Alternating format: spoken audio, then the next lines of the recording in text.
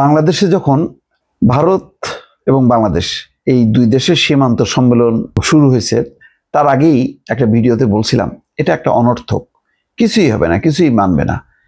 এটা হলো একটা জাস্ট আনুষ্ঠানিকতা, 56তম। এটা প্রতিটা সম্মেলনে, সীমান্ত সম্মেলনে বাংলাদেশ কোন রকমে উপস্থাপন করে, গত 15 বছরে হয়েছে কিনা জানি না, যে আমাদের লোকজনকে মেরো না। তারা বলে যে না, আমরা তো আক্রান্ত হইলে এ করি, এছাড়া মারি না।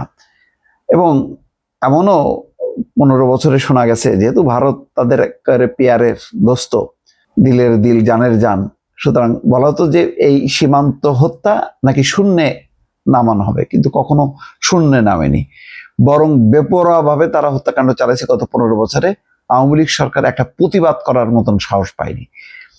অন্তর্বর্তী সরকারের সময় প্রতিবাদ বেশ কিছু হয়েছে, এখন দেখা যাচ্ছে আর প্রতিবাদ হচ্ছে না।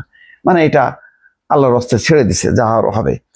এর মধ্যে সীমান্ত হত্যা তো চলছে, এর মধ্যে পুশিনও চলছে, এটাও নাকি ঠিক আছে, শুধু অনুপ্রবেশকারীদের নাকি এ করছে। এবং এবার দেখলাম যে তারা বলছে যে চলতি বছরের প্রথম 6 মাসে 35 জন বিএসএফ সদস্য গুরুতর আহত হয়েছে।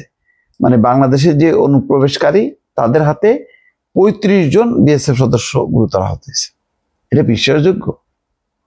যদিও তার এই মন্তব্যের পর তাৎক্ষণিকভাবে দ্বিমত পোষণ করছে বাংলাদেশের বিজেপির মহাপরিচালক। তিনি বলছেন, সম্প্রতি একজন অল্প বয়সী বাংলাদেশি নাগরিককে প্রকাশ্যে দিবালোকে গুলি করে হত্যা করেছে বিএসএফ।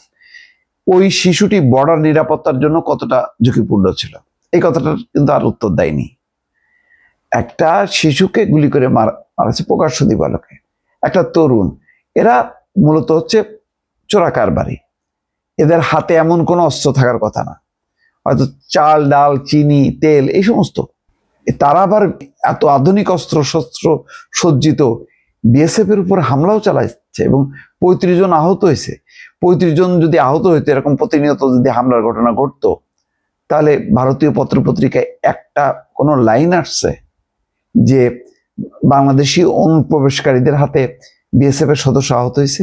একদম মিথ্যা তথ্য দিয়ে তারা জিনিসটাকে জাস্টিফাইড করার চেষ্টা করছে যে না, বাংলাদেশিদেরকে যে মারা হচ্ছে এটা যৌক্তিকতা। এবং বলছে প্রথমে নাকি তারা করে, সতর্ক করে, হ্যাঁ, তারপরে বলছে যে সীমান্ত এলাকায় বিএসএফ সদস্যরা প্রথমে সতর্ক করে বাধা দেয়, শেষ পদক্ষেপ হিসেবে তারা গুলি ছোড়ে। আরে বাপ, কি অদ্ভুত ব্যাপার! অথচ তারা দূরে দূরে সব নিরাপত্তা চৌকি থাকে, সেখান থেকে তারা লক্ষ্য করে কে ঢুকতেছে বেরোচ্ছে, যারা ঢুকতেছে তাদেরকে লক্ষ্য করে গুলি করে, স্ট্রেট গুলি। কোনো এখানে বাধা দেয়া, সতর্ক করা এরকম কোনো ঘটনা কখনো হয়েছে বলে এই পর্যন্ত কোনো রিপোর্টে পাওয়া যায়নি।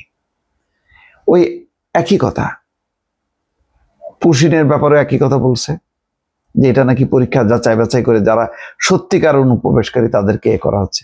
রোহিঙ্গাদেরও ঢুকানো হচ্ছে। প্রশ্ন করা হলে বলতেছে যে না, এই ব্যাপারে যদি কোনো অভিযোগ থাকে তাহলে তাদের কাছে দিতে। কোনো কিছুই মানবে না, কোনো কিছুই হবে না। তার মানে পুশিন চলবে, সীমান্ত হত্যা চলবে, সবই চলবে। এটা 4 দিনের একটা খাওয়া দাওয়া বেশ একটা হইলো আর কি, বাংলাদেশ সরকারের কিছু খরচ টরচ হইলো, কিন্তু কাজের কাজ কিছু হবে না। ভারত তার অবস্থান থেকে নড়বে না। নড়বে তখনই যদি পাল্টা একটা ভয়ঙ্কর যদি আঘাত করা হয়, তখন নড়ে চড়ে বসবে, এছাড়া তারা নড়বে না। ওটা একবারই হয়েছিল, এক বিজেপির পাগলা ডিজি, তার সময় হয়েছিল, তারপর থেমে গেছিল অনেক দিন, পরে তো বেচারা তার বিরোধী বাংলাদেশ পদক্ষেপ নিল। যাই হোক, এগুলি হলো একদম মানে সীমান্ত সম্মেলন মানে আনুষ্ঠানিকতা। 56তম হয়েছে, 57, 58 হবে। ওই একবারে এখানে এই প্রান্তে খাওয়া দাওয়া হবে, আর এক প্রান্ত ওইদিকে খাওয়া দাওয়া হবে, সীমান্তে রক্ত ঝরবে, মরবে, এটার আর সমাধান হবে না।